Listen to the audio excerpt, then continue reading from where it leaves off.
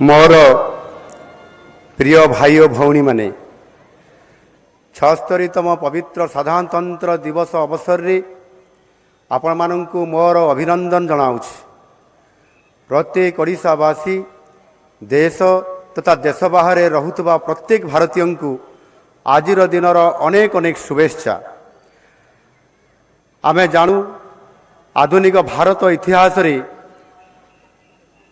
दुई गोटी दिन सबुठारु महत्वपूर्ण 15 अगस्त 1947 जो दिन आम देश भारत एक स्वाधीन राष्ट्र भाव जन्म नेला एवं 26 जानुआरी 1950 जो दिन देश एक गणतांत्रिक सार्वभौम राष्ट्र रे परिणत हैला।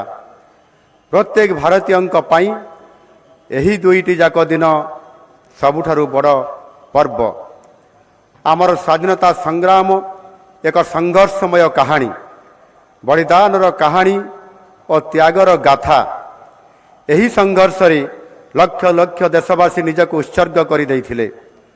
सेमाने तांकर किशोर एवं यौवन देश उद्देश्य रे समर्पित देइथिले, कारण आमे एक स्वाधीन देश रे निश्वास प्रश्वास नहीं पारिबा। आज परम सौभाग्य जे आज यही मंचर मु देशर से सब महान जननायक एवं मनीषी मान को प्रणाम करिवार सुजोग पाई। आज यही पवित्र दिन रे जातिर जनक महात्मा गांधी, पंडित नेहरू, नेताजी सुभाष चंद्र बोस, मौलाना अबुल कलाम आजाद, वीर सावरकर, बाबा साहेब डॉक्टर भीमराव अंबेडकर, पंडित दीनदयाल उपाध्याय, लाला लजपत राय, बिपिन चंद्र पाल, बाल गंगाधर तिलक, सरोजिनी नायडू, श्याम प्रसाद मुखर्जी परी महामनीषी मानक मोर विनम्र श्रद्धांजलि। आम राज्य ओडिशा रे मध्य स्वाधीनता संग्राम तथा स्वतंत्र ओडिशा प्रदेश गठन आंदोलन रे अनेक वीर सुपुत्र निजर त्याग और बलिदान देइछंती। वीर सुरेंद्र साय, शहीद माधव सिंह, बक्सी जगबंधु, उत्कलमणि पंडित गोपबंधु दास, उत्कल गौरव मधुसूदन दास, गोपबंधु चौधरी, नवकृष्ण चौधरी, भगवान बिरसा मुंडा, शहीद लक्ष्मण नायक, डॉक्टर हरेकृष्ण महताब, रमा देवी, शहीद बाजी राउत, मालती चौधरी, पार्वती गिरी परी महान संग्रामी मानक प्रति मोर गभीर श्रद्धांजलि अर्पण करुछि। एसहित सारा देशर लक्ष लक्ष स्वाधीनता संग्रामी वीर एवं वीरांगना मानक मोर प्रणिपात। देश स्वाधीन होगा पर सबुठारु बड़ आह्वान थिला यार सुरक्षा और अखंडता को बजाय रखिबा सहित लोकंक स्वप्नर भारत गठन पाई एक सुशासन प्रदान करिबा। यही उद्देश्य रे देशर विभिन्न प्रांतरू निर्वाचित होइतिबा प्रतिनिधि माने 3 वर्षर विचार विमर्श पर देश को भारतीय संविधान रो उपहार देइथिले। डॉक्टर बाबा साहेब भीमराव अंबेडकर अध्यक्षतार रचित विश्वर दीर्घतम लिखित संविधान को 1949 मसीहा नवेम्बर 26 तारीख दिन गृहीत करा जाई 1950 मसीहा आज दिन में कार्यकारी करा जाइथिला। संविधान को निजर प्रथम धर्मग्रंथ मानुथिबा देशर यशस्वी प्रधानमंत्री श्री नरेंद्र मोदी जी नवेम्बर 26 तारीख को संविधान दिवस पालन करिबा पई 2015 मसीह घोषणा करथिले, जहा आमे उत्साह सहकारे प्रतिवर्ष पालन करि आसुछु। आज को 75 वर्ष पूर्वे आनुष्ठानिक भावे देश में गणतंत्र शासन व्यवस्था स्थापित होइथिला। यहा परे निरविच्छिन्न भावे आम देश सांविधानिक विधि व्यवस्था को पाथेय करी आगे चली। भारतर समसामयिक राष्ट्र जो माने विभिन्न उपनिवेशिक बादरू स्वाधीनता प्राप्त करथिले समानंक मध्यरु कौन सी राष्ट्र रे निरविच्छिन्न भावे गणतंत्र रही नहीं। सही सब राष्ट्र किसी समय पाई एकछत्रवादରେ ପରିଣତ ହୋଇଛି କିମ୍ବା ଆଜି ମଧ୍ୟ ସେଠାରେ एकछत्र ଶାସନ ଚାଲିଛି। ଭାରତରେ ଗଣତନ୍ତ୍ର ବଜାୟ ରଖିବାରେ ସବୁଠାରୁ ବଡ଼ ଭୂମିକା ଗ୍ରହଣ କରିଛନ୍ତି ଏ ଦେଶର କୋଟି କୋଟି ଜନତା। କୁହାଯାଏ ଗଣତାନ୍ତ୍ରିକ ଶାସନରେ ଲୋକଙ୍କର ସ୍ୱର ହିଁ ହେଉଛି ଭଗବାନଙ୍କର ସ୍ୱର। ସାଧାରଣ ଜନତା ହେଉଛନ୍ତି ଗଣତନ୍ତ୍ରରେ ଅସଲ ଶାସକ। ସାମ୍ବିଧାନିକ ବିଧି ବ୍ୟବସ୍ଥାରେ ଅତୁଟ ବିଶ୍ୱାସ ରଖୁଥିବା ଭାରତର ଯଶସ୍ୱୀ ପ୍ରଧାନମନ୍ତ୍ରୀ ଶ୍ରୀ ନରେନ୍ଦ୍ର ମୋଦିଜୀଙ୍କ ପ୍ରେରଣାଦାୟୀ ନେତୃତ୍ୱରେ ଆଜି ଭାରତ ଗତ 10 ବର୍ଷ ମଧ୍ୟରେ ଏକ ଶକ୍ତିଶାଳୀ ଦେଶ ଭାବେ ପ୍ରତିଷ୍ଠା ଲାଭ କରିଛି। ଭାରତ ଆଜି ବିଶ୍ୱର ପଞ୍ଚମ ଶ୍ରେଷ୍ଠ ଅର୍ଥନୀତି ହୋଇଥିବା ବେଳେ ଖୁବ୍ ଶୀଘ୍ର ତୃତୀୟ ଶ୍ରେଷ୍ଠ ଅର୍ଥନୀତି ଭାବେ ପ୍ରତିଷ୍ଠା ହାସଲ କରିବାକୁ ଯାଉଛି। ବିଶ୍ୱର ବିଭିନ୍ନ ଅନ୍ତର୍ଜାତୀୟ ମଞ୍ଚରେ ଭାରତକୁ ଅଦ୍ଭୁତପୂର୍ବ ସମ୍ମାନ ପ୍ରଦାନ କରାଯାଉଛି। ଗତ ଦଶନ୍ଧିରେ ସାମାଜିକ ଅର୍ଥନୈତିକର ପ୍ରତ୍ୟେକ ମାନକ ଏବଂ ସୂଚକାଙ୍କରେ ଉନ୍ନତି ପରିଲକ୍ଷିତ ହୋଇଛି, ଯାହାଦ୍ୱାରା 140 କୋଟି ଭାରତୀୟଙ୍କର ସାମର୍ଥ୍ୟ ଏବଂ ଜୀବନଯାପନ ଶୈଳୀରେ ପରିବର୍ତ୍ତନ ଆସିଛି। କେବଳ ସାମାଜିକ ଓ ଅର୍ଥନୈତିକ ବିକାଶ ନୁହେଁ, ସାଂସ୍କୃତିକ ବିକାଶର ମଧ୍ୟ ଅଭ୍ୟୁଦୟ ହୋଇଛି। ଅଯୋଧ୍ୟାରେ ରାମ ମନ୍ଦିର ପ୍ରତିଷ୍ଠା ଏବଂ ବର୍ତ୍ତମାନ ପ୍ରୟାଗରାଜରେ ଚାଲୁଥିବା ମହାକୁମ୍ଭ ହିଁ ଏହି ସାଂସ୍କୃତିକ ଅଭ୍ୟୁଦୟର ପରିଚାୟକ। ଏହି ନୂତନ ଜାଗରଣ ଦେଶରେ ସାମ୍ପ୍ରଦାୟିକ ସଦ୍ଭାବ ଓ ରାଷ୍ଟ୍ରୀୟ ଏକତା ବଜାୟ ରଖିବାରେ ଏକ ମହତ୍ତ୍ୱପୂର୍ଣ୍ଣ ଭୂମିକା ତୁଲାଉଛି। ମାନନୀୟ ମୋଦିଜୀଙ୍କର ଏହି ମନ୍ତ୍ରକୁ ପାଥେୟ କରି ଆମ ରାଜ୍ୟରେ ସୁଶାସନ ପ୍ରତିଷ୍ଠା ହୋଇଛି। ଓଡ଼ିଆ ଅସ୍ମିତା ସହିତ ରାଜ୍ୟର ବିକାଶ ଦ୍ରୁତ ଗତିରେ ଆଗେଇ ଚାଲିଛି। 7 ମାସ ତଳେ ଯେଉଁ ଆଶା ଆକାଂକ୍ଷା ସହିତ ରାଜ୍ୟବାସୀ ଆମ ଉପରେ ଭରସା କରି ଶାସନ କରିବାକୁ ସୁଯୋଗ ଦେଇଛନ୍ତି, ତାକୁ ପୂରଣ କରିବା ପାଇଁ ଗୋଟିଏ ମୁହୂର୍ତ୍ତ ମଧ୍ୟ ଆମ ସରକାର ବିଳମ୍ବ କରିନଥିଲେ। 2024 ମସିହା ଜୁନ୍ 12 ତାରିଖରେ ଶପଥ ଗ୍ରହଣ କରିବାର ଗୋଟିଏ ଘଣ୍ଟା ମଧ୍ୟରେ ପ୍ରଥମ କ୍ୟାବିନେଟ୍ ବୈଠକ ଡାକି 4ଗୋଟି ଗୁରୁତ୍ୱପୂର୍ଣ୍ଣ ନିଷ୍ପତ୍ତି ନିଆଯାଇଥିଲା। ସେଗୁଡ଼ିକ ହେଲା ଶ୍ରୀମନ୍ଦିର ଚାରିଦ୍ୱାର ଭକ୍ତଙ୍କର ପ୍ରବେଶ ପାଇଁ ଖୋଲିବା ସହିତ ଶ୍ରୀମନ୍ଦିରର ସୁପରିଚାଳନା ଓ ଉନ୍ନତି ପାଇଁ 500 କୋଟି ଟଙ୍କାର କର୍ପସ୍ ପାଣ୍ଠିର ବ୍ୟବସ୍ଥା, ମହିଳା ସଶକ୍ତିକରଣ ପାଇଁ ସୁଭଦ୍ରା ଯୋଜନାର କାର୍ଯ୍ୟକାରିତା ଓ ଚାଷୀ ଭାଇ ଭଉଣୀଙ୍କ ପାଇଁ ଧାନ କିଣା ବାବଦକୁ 3100 ଟଙ୍କାର ପ୍ରଦାନ।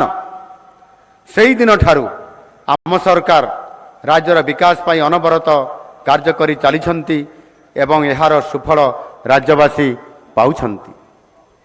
ମହିଳାମାନେ ହେଉଛନ୍ତି ଆମ ସମାଜର ମୁଖ୍ୟ ଅଙ୍ଗ ଏବଂ ଜନସଂଖ୍ୟାର ଅଧା। ସୁଭଦ୍ରା ଯୋଜନାରେ ରାଜ୍ୟର 1 କୋଟିରୁ ଅଧିକ ମା'ମାନଙ୍କୁ ବାର୍ଷିକ 10,000 ଟଙ୍କା ଲେଖାଏଁ 5 ବର୍ଷ ପାଇଁ ପ୍ରଦାନ କରିବା କାର୍ଯ୍ୟକ୍ରମ ଆରମ୍ଭ କରାଯାଇଛି। ଆଜି ସୁଦ୍ଧା 80 ଲକ୍ଷରୁ ଅଧିକ ମହିଳା ହିତାଧିକାରୀମାନେ ପ୍ରଥମ କିସ୍ତି ଟଙ୍କା ପାଇ ସାରିଲେଣି। ଅବଶିଷ୍ଟ ଯୋଗ୍ୟ ମହିଳା ହିତାଧିକାରୀମାନେ ଆସନ୍ତା କିଛି ଦିନ ମଧ୍ୟରେ ପାଇଯିବେ। ପୁନର୍ବାର ମାର୍ଚ୍ଚ 8 ତାରିଖ ମହିଳା ଦିବସ ଅବସରରେ ଦ୍ୱିତୀୟ କିସ୍ତି ପାଇବେ। ଏହି ସହାୟତାକୁ ଉପଯୋଗ କରି ମା'ମାନେ ଛୋଟ ଛୋଟ ବ୍ୟବସାୟ କରି ନିଜ ନିଜ ପରିବାର ପାଇଁ ରୋଜଗାର କରିପାରିବେ। ଓଡ଼ିଶାର ଅର୍ଥନୀତି ଆମ ପରିଶ୍ରମୀ ଚାଷୀଙ୍କର ବିନା କଳ୍ପନା କରାଯାଇପାରେ ନାହିଁ। ରାଜ୍ୟର ପ୍ରାୟ 70% ଅଧିବାସୀ କୃଷି ଏବଂ ଆନୁଷଙ୍ଗିକ କାର୍ଯ୍ୟରୁ ସେମାନଙ୍କର ଜୀବିକା ନିର୍ବାହ କରିଥାନ୍ତି। ତେଣୁ ସେମାନଙ୍କର କଲ୍ୟାଣ କରିବା ସହିତ ସୁବିଧା ଅସୁବିଧାରେ ଛିଡ଼ା ହେବା ଆମ ସରକାରଙ୍କର ନୈତିକ ଦାୟିତ୍ୱ। ଏହି ଦାୟିତ୍ୱକୁ ଆମେ ସୁଚାରୁ ରୂପେ ତୁଲାଉଛୁ। ଏହାର ପ୍ରମାଣ ହେଉଛି ଧାନ କିଣା ବାବଦକୁ 3100 ଟଙ୍କା ପ୍ରଦାନ ଏବଂ ଅଦିନିଆ ବର୍ଷା ଯୋଗୁଁ କ୍ଷତିଗ୍ରସ୍ତ ହୋଇଥିବା ଚାଷୀ ଭାଇ ଭଉଣୀମାନଙ୍କୁ କ୍ଷତିପୂରଣ ବାବଦକୁ ଯଥାଶୀଘ୍ର 291 କୋଟିରୁ ଅଧିକ ଟଙ୍କା ସହାୟତା ପ୍ରଦାନ। ଅଦିନିଆ ବର୍ଷାକୁ ପ୍ରାକୃତିକ ବିପର୍ଯ୍ୟୟ ଘୋଷଣା କରି କ୍ଷତିପୂରଣ ପ୍ରଦାନ କରିବା ଚାଷୀ ଭାଇ ଓ ଭଉଣୀମାନଙ୍କର ପ୍ରତି ଆମର ପ୍ରତିବଦ୍ଧତାକୁ ସୂଚାଇଥାଏ। ଶିକ୍ଷା ଓ ସ୍ୱାସ୍ଥ୍ୟ ହେଉଛି ଜଣେ ସାଧାରଣ ଲୋକଙ୍କର ପାଇଁ ଦୁଇଟି ମୁଖ୍ୟ ପ୍ରସଙ୍ଗ। ଏହି କ୍ଷେତ୍ରରେ आम सरकार उल्लेखनीय कार्य करुछंती। राज्यवासींकर पई खुशी खबर हेउची आगामी मासठारु राज्यर 1 कोटी अधिक परिवार अर्थात 3.5 कोटी अधिक लोके आयुष्मान भारत प्रधानमंत्री जन आरोग्य योजना रे जोड़ी हेबाकु जाउछंती। एही योजना रे केवल राज्य भितरे नुहे राज्य बाहर रहुतबा ओडिशार मोर प्रिय भाई और भौणी माने मध्य 5 लाख टंका पर्यंत चिकित्सा सुविधा पाई परिबे। सेथिपाई 29,000 रु भी अधिक अनुबंधित डाक्तरखाना रे से सबु सुजोग उपलब्ध। महिला हिताधिकारी माने 10 लाख टंका पर्यंत सुविधा पाइबे। यह सहित 70 वर्ष ऊर्ध्व समस्त वयोज्येष्ठ व्यक्ति मध्य गुणात्मक चिकित्सा पाई परिबे।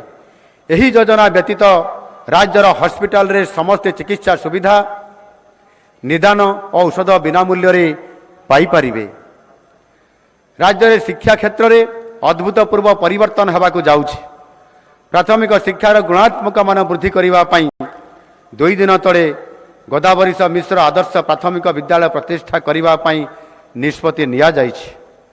एही विद्यालय गुड़िक अत्याधुनिक व्यवस्था रे परिपूर्ण रहिबो एवं आगामी 4 वर्ष मध्यरे प्रति पंचायत रे गोटे लेखाएं विद्यालय प्रतिष्ठा हबो।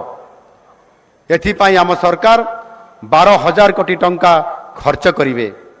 एहा सहित निपुण ओडिशा पीएम श्री योजना ऐतिह्य विद्यालय योजना आदि विभिन्न कार्यक्रम माध्यम रे विद्यालय गुड़ी को उत्कर्ष केन्द्र में परिणत करने पदक्षेप मान निया जाउछि। यह व्यतीत छात्र छात्री मानक दिया जाउतबा मध्याह्न भोजन रे अतिरिक्त 1 टंका वृद्धि करा जाइछि। देशर छात्र और युवशक्तिर विकास रे गुणात्मक शिक्षा सबुठारु महत्वपूर्ण। यही उद्देश्य रे यशस्वी प्रधानमंत्री नरेंद्र मोदी जी नूतन शिक्षा नीति 2020 प्रणयन करिछंती। एथिरे शिक्षा प्रणाली को विश्वस्तरीय करिवार योजना करा जाइथिबा बेले मातृभाषा रे उच्च शिक्षा हासिल पाई मध्य व्यवस्था रहिछि। आमे जानू जनजाति माने आम राज्यर मोट जनसंख्यार प्राय 1/4। समानंकर विकास बिना राज्यर विकास असंभव।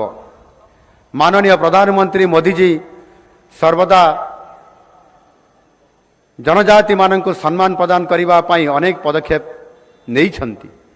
भगवान बिरसा मुंडांकर 150तम जयंती जनजातीय गौरव दिवस भावे पालन करी जनजाति मानकर पाई 6,640 कोटी टंकार विकासमूलक प्रकल्प गुड़िकर आरंभ करिछंती। एहा सहित धरती आबा जनजाति ग्राम उत्कर्ष अभियान और पीएम जनमन योजना माध्यम रे आदिवासी मानकर सामग्रिक विकास लक्ष्य रखा जाई अछि। जनजाति संप्रदायर शिक्षा और समानंकर विकास सरकारंकर एक गुरुत्वपूर्ण उद्देश्य। जनजाति छात्र छात्री मानकु उच्च शिक्षा निमंते प्रोत्साहित करिवा पई एवं पाठपढ़ा छाड़ीबार हार ह्रास करिवा पई आम सरकार जनवरी 5 तारिख दिन शहीद माधव सिंह हाथ खर्च योजना कार्यकारी करिछंती। एथिरे नवम एवं एकादश श्रेणी छात्र छात्री मानकु 5,000 टंका लेखाएं प्रोत्साहन राशि प्रदान करा जाइछि। एहा द्वारा 2 लाख जनजाति छात्र छात्री उपकृत होइछंती। गत सरकार समय रे आदिवासी मानकर जमी हस्तांतर पाई अनुमति दिया जाई समानकु भूमिहीन करिवा पाई जो चंचकता होइथिला ताकू आम सरकार नवगठित आदिवासी उपदेष्टा कमिटी बैठक रे रद्द करिछंती। आदिवासी मानकर स्वार्थ स्वाभिमान और संस्कृतिर सुरक्षा पाई आम सरकार 100% प्रतिश्रुतिबद्ध। आम सरकार दूरगामी योजना गुड़िकर सफल रूपायन रे एक मुख्य उपादान हेउछि दक्षतारू चाहिदा एवं शिल्परू समृद्धि। गत 7 मास मध्य आमे प्राय 2 लाख कोटी टंकार पुंजी निवेश पाई मंजूरी प्रदान करिथिबा बेले एथिरे 1 लाख रु अधिक नियुक्ति सुजोग सृष्टि हबो। आगामी Utkarsh Odisha make in Odisha conclave 2025 कार्यक्रम रे ओडिशा को पारंपरिक क्षेत्र सह विकल्प शक्ति आईटी सेमीकंडक्टर स्टील कृषि भित्तिक शिल्प पर्यटन केमिकाल्स, पेट्रोकेमिकाल्स, फार्मास्यूटिकाल्स, बंदर भित्तिक शिल्प परी आधुनिक क्षेत्र में निवेशर व्यापक सुजोग सृष्टि होइछि। सिंगापुर राष्ट्रपति ओडिशा आगमन एवं आम सरकार सहित 8 गोटी बुझामणा पत्र स्वाक्षरित करने यार ज्वलंत उदाहरण। राज्य में अमूल्य खनिज संपद को रप्तानी करने नीति बदल ताकू उपयोग कर राज्य में शिल्प विप्लव आने आम सरकार बद्धपरिकर। यह द्वारा आम राज्यर लक्ष लक्ष युववर्ग उपकृत हेबे। यही स्वल्प समय मध्य आम सरकार राज्यर भित्तिभूमि क्षेत्र में विकास पर अनेक गुरुत्वपूर्ण पदक्षेप नेबा आरंभ कर सारी। यह आम विकासर गति को त्वरान्वित करने सहित यार स्वरूप को व्यापक करिवो। यह भितरे केंद्र सरकार ओडिशा पाई प्राय 20,000 कोटी टंकार 8टी नुआ रेल लाइन प्रकल्प मंजूर करिछंती। वर्तमान ओडिशा रे प्राय 73,000 कोटी टंकार रेल प्रकल्प काम जारी रही। बहु प्रतीक्षित खोर्धा बलांगीर रेल लाइन प्रकल्प शेष पर्याय रे पहुंची पारी। सड़क क्षेत्र में मध्य ओडिशा को 20,000 कोटी टंकार 4टी प्रकल्प मंजूर करा जायछि। मोर दृढ़ विश्वास केंद्र सरकार और राज्य सरकार मिलित उद्यम रे आगामी 5 वर्ष आम ओडिशा पाई भित्तिभूमिर सुवर्ण युग हब। डबल इंजिन सरकार ओडिशार विकास को द्विगुणित करिब एथिरे तिले मात्र संदेह नहीं। आमर गाँ गुड़िक हेउछि आम देशर आम राज्यर आत्मा। आम जनसंख्यार एक बड़ अंश गाँ मानकर ही बसवास करती। गाँ मानकर विकास ही ओडिशार विकास देशर विकास। सेथिपाई आम सरकार विकसित गाँ विकसित ओडिशार परिकल्पना करिछंती। गाँ मानकर भित्तिभूमि विकास में वर्ष को 1,000 कोटी टंका लेखाएं 5 वर्ष में 5,000 कोटी टंका विनियोग करा जिवो। गाँर विकास पाई प्रकल्प गुड़िक ग्राम सभा स्थिर करा जिवो। गाँ हेउछि विकासर चाबिकाठी। गाँर लोकमानंकर हाथ में विकासर चाबिकाठी मध्य रहिबो। स्वाधीनता संग्रामी माने आमर चिर नमस्य समानंकर संग्राम त्याग और देश प्रति अवदान को सम्मान दे राज्य सरकार समानंकर पेंशन परिमाण को वृद्धि करिछंती। जरूरीकालीन परिस्थिति समय रे जो माने संग्राम करी देश रे गणतंत्र पुनर्प्रतिष्ठा करिथिले समानंकर बलिदान को स्वीकार करी राज्य सरकार मिसा आईन रे बंदी होइतबा संग्रामी मानंकर पाई मासकु 20,000 टंकार पेंशन व्यवस्था मध्य करिछंती। आज भली एक पवित्र दिन रे समानंक प्रति आम सरकारंक विनम्र श्रद्धांजलि। ओडिशार जनसाधारण स्वप्न को साकार करने पाई यशस्वी प्रधानमंत्री नरेंद्र मोदी जी संपूर्ण सहयोग जोगाई दौरान। मोदी जी परिकल्पित पूर्वोदय योजना रे ओडिशार एक स्वतंत्र स्थान रही। आज ओडिशा रे light house tourism festival, navy day, DG conference, जातीय खनि मंत्री सम्मिलनी और प्रवासी भारतीय दिवस परी गुरुत्वपूर्ण जातीय और अंतर्जातीय कार्यक्रम प्रथम थर पाई खूब सफलतार सह अनुष्ठित होइछि। प्रवासी भारतीय और प्रवासी ओडिया माने एबे ओडिशा रे विकास यात्रा रे सहयोगी हेबा पाई खूब उत्साहित अछंती। आज यही पवित्र साधारणतंत्र दिवस केवल उत्सवर बेल नुहे। यही पवित्र दिवसटी आम समस्त को चेताई दे थाई जे गणतंत्र एवं संविधान सुरक्षा दायित्व आम समस्त उपरे न्यस्त। यह आमको मन पकाई दे थाए किपरि आमे गणतंत्र सजाग प्रहरी भई जरूरीकालीन परिस्थिति परि स्वेच्छाचारी एवं अगणतांत्रिक कार्य को किपरि भावे प्रतिहत करि परिबा। आज आम पाई सबुठारु महत्वपूर्ण व्यक्तित्व हेउछंती भारत रत्न डॉक्टर बाबा साहेब आंबेडकर जी आंभ मानको आम अमूल्य संविधान प्रदान करिछंती। तांकर एही अवदान को आमे समस्ते प्रति मुहूर्त रे मने पकाइबा उचित, कारण एही संविधान जगु आम देश भारत एक शक्तिशाली गणतांत्रिक राष्ट्र परिणत होइछि। ଯଶସ୍ୱୀ ପ୍ରଧାନମନ୍ତ୍ରୀ ମାନନୀୟ ନରେନ୍ଦ୍ର ମୋଦିଜୀ ଆମକୁ ଶିକ୍ଷା ଦେଇଛନ୍ତି ସମ୍ବିଧାନକୁ ମଥାରେ ଲଗାଇ ଜନସେବା କରିବା ପାଇଁ। ଆଜିର ଏହି ପବିତ୍ର ଦିବସରେ ମୁଁ ସମସ୍ତଙ୍କୁ ଆହ୍ୱାନ କରୁଛି, ଆସନ୍ତୁ ବାବା ସାହେବଙ୍କର ପ୍ରଦର୍ଶିତ ମାର୍ଗ ଅନୁସରଣ କରି ଆମ ରାଜ୍ୟ ଓଡ଼ିଶାକୁ 2036 ମସିହା ସୁଦ୍ଧା ଏକ ସମୃଦ୍ଧ ରାଜ୍ୟ ଭାବେ ଗଢ଼ି ତୋଳିବା ଏବଂ 2047 ମସିହା ସୁଦ୍ଧା ଆମ ଦେଶ ଭାରତକୁ ବିକଶିତ ଦେଶ ଭାବେ ଗଢ଼ିବା ପାଇଁ ନିଜ ନିଜର ଯୋଗଦାନ ଦେବା। ଆସନ୍ତୁ ଆମ ଓଡ଼ିଶା ଓଡ଼ିଆପଣ ତଥା ଭାରତୀୟତାକୁ ସଦା ଜାଗ୍ରତ ରଖିବା ପାଇଁ ଏକ ସମୃଦ୍ଧ ଗଣତନ୍ତ୍ରର ଉତ୍ତରଦାୟାଦ ରୂପେ ଆମେ ସାଥୀ ହୋଇ ବିକାଶକୁ ବିଶ୍ୱାସ ବନେଇବା।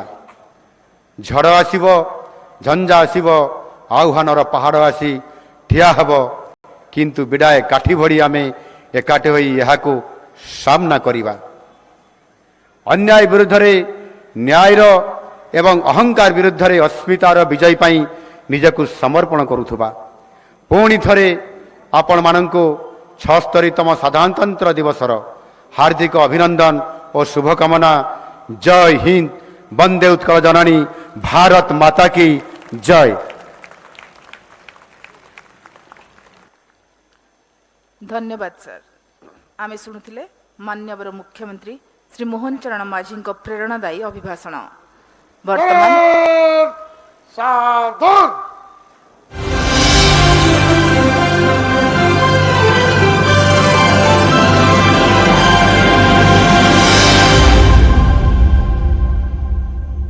है इस देश